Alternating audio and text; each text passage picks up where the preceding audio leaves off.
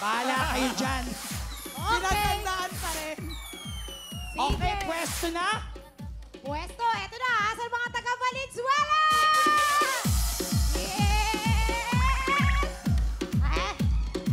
Yes! Tuwang-tuwa ka ha! Dapat lang dahil meron kayong 10,000!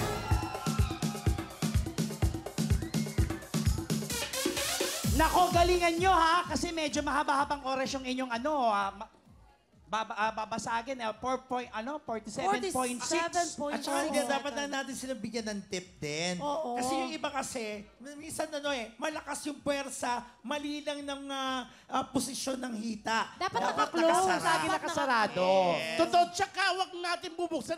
Kailangan nakakipo talaga. Yes. Para Oo. may puwersa. Hindi siya mag-slip. Tama. So, galingan nyo ha. Eto na ang ating mga players. Si Si Jen, si March, Lynn, Mick, Valenzuela! Putukan na!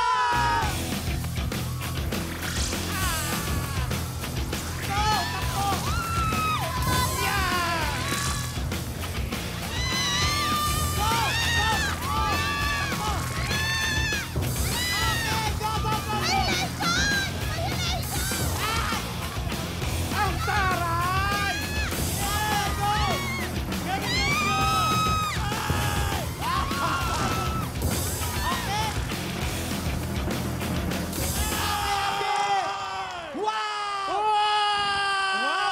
Ang bilis nun! Grabe! Tawagin natin ang mga taga Dasmariñas. Yung mga taga Valenzuela, kala mo panalo na sila. Hindi Parang wala na. hindi pa. Tapos na. Kumaka-effort, no? Totoo yung sabay-sabay silang nag-champion. Woo! Tapos na ba ang labanan?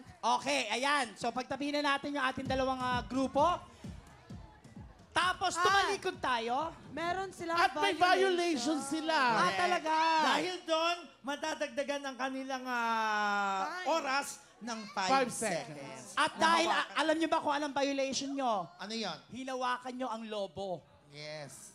Nahawakan. Yes, nahawakan na Yes, nako. Ayan na. Tingnan So, na alamin na kung natin oras. kung anong oras ng Valenzuela. Ito, ang oras ng Valenzuela. Patingin! Wow! Sino pa rin ang panalo?